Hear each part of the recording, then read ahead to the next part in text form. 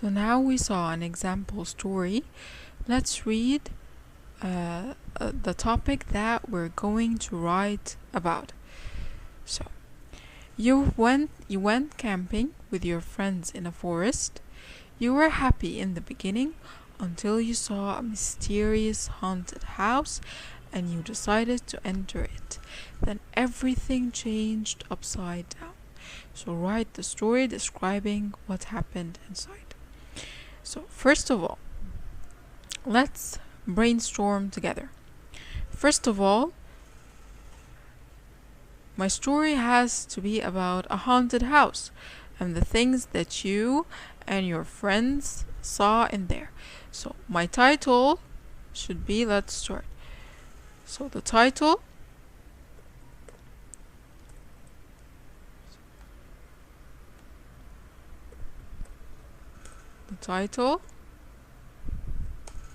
should be what? It should be related to the haunted house. I cannot say, for example, a visit to my grandma. Is this related to my subject? Is this related to a haunted house? No. I could say, for example, of course, this is just brainstorming with you. You don't have to write the same title. I want you to write new titles. You think of new titles. So I can say a night at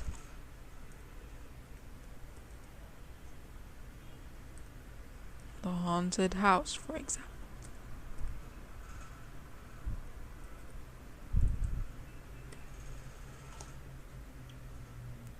This is our title, A Night at the Haunted House, for example. The house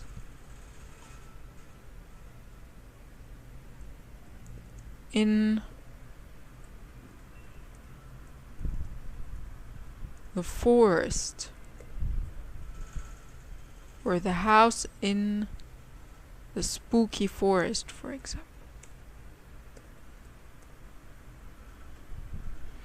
Okay, so this is just a brainstorming for titles with you. So my title has to be related to the story. Like we said, it has to be interesting. It has to grab my reader's attention. Now we start with the introduction, and of course I have to remember to leave a space in the beginning of my line. Okay, now in the introduction I introduce my characters, so you and your friends. So these are the characters. Okay, set the characters. I introduce the setting. So the characters here are you and your friends.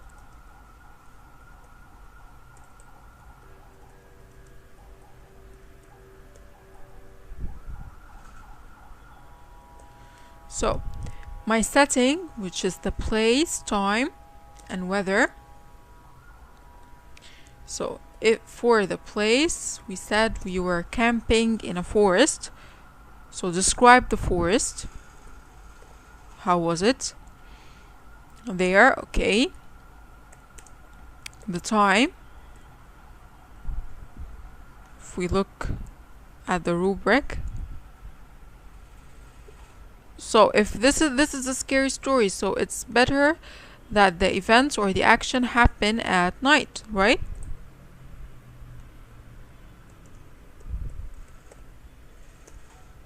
Of course, you add a lot of description to this. So we said the place, we said the time, and the weather. Now this, I would leave it, of course, up to you. You could use, or you can use the expressions that we said that are in page 14 and 15. Here, you can use is to describe the weather, and remember that this is night, it's a horror story, so of course the weather shouldn't be sunny or bright or beautiful, for example. Okay, and then I introduced my characters. It's you and your friends. You introduce the setting and the place, the time, and the weather, and then I begin my story. Okay, so I begin the story. We said at first that you were camping in with your friends in a forest. So you describe the forest, you describe how you and your friends were feeling. You were happy in the beginning, and then you saw a mysterious haunted house. So you end your introduction until you see the mysterious house. Okay, this is where you end your introduction. And then we start the body, the middle. We introduce the problem. So here, or give the reader, or let's say better, make my characters face a problem.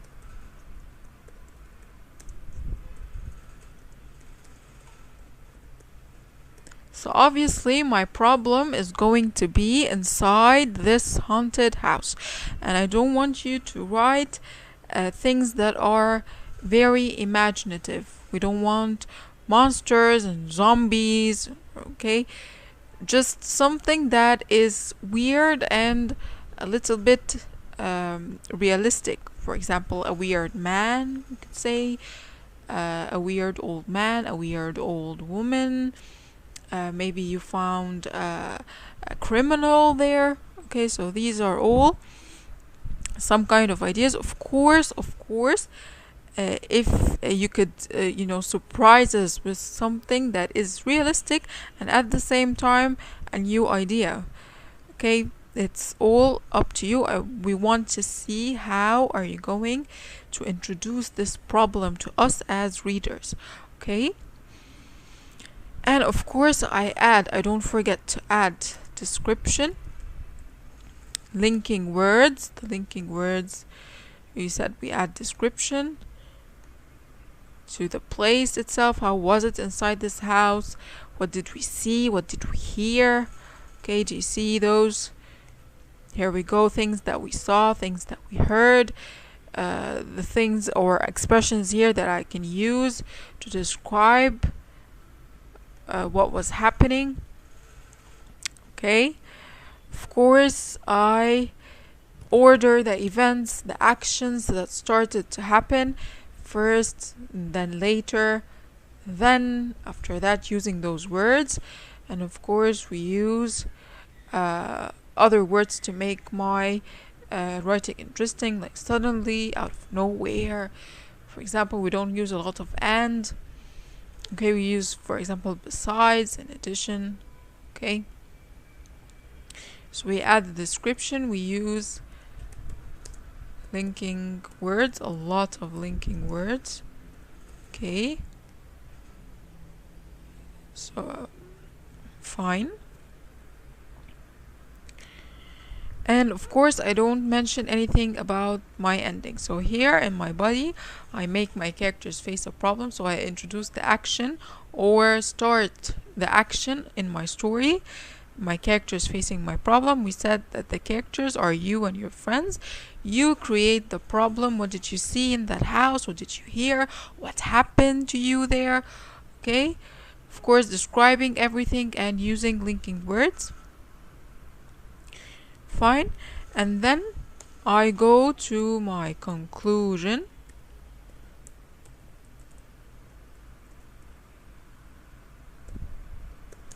Okay, so in the conclusion we said we're going to give a solution to this problem, so I give an ending.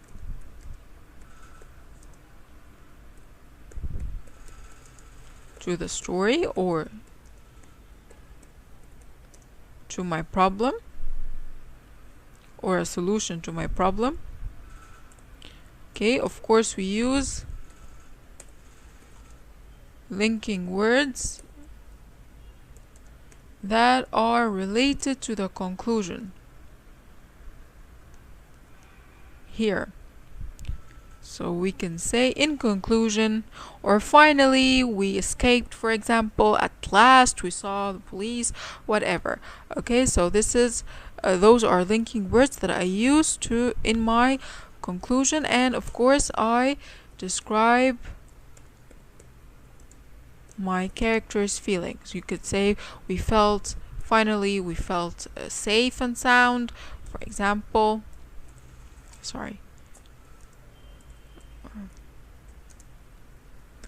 We felt worried. We did not find anyone to help us. So it's up to you how your character or you and your friends were feeling at the end. And this is it for writing a story. Okay, so I think it's very simple, it's very easy. Of course, it's a lot better if you brainstorm some good ideas before you start writing. You could search for ideas about things that you could see in the haunted house. And we said we want to keep it a little bit realistic. Okay. Of course, a lot of adjectives to describe what's happening, to describe my setting, to describe the place. Okay, and in the conclusion, I have to give a good ending to my readers. I have to give a good solution to my problem, and of course describe my character's feelings in the end. How were you feeling in the end? And I use the linking words that are related to the conclusion. So it's very simple, it's very easy. You don't have to be worried about anything. Just take care of your spelling and grammar, of course, while writing, and punctuation. It's very, very important. Don't forget to leave a space at the beginning of each and every paragraph. Leave a space between lines while writing. Don't write underneath each other. Just leave a line between each and every line that you're writing. And that's it. And the most important thing is to remember to have fun while writing. You're creating a story for us to read, so you must have fun while doing it. Okay, this was it for our lesson. Thank you very much, and see you next time.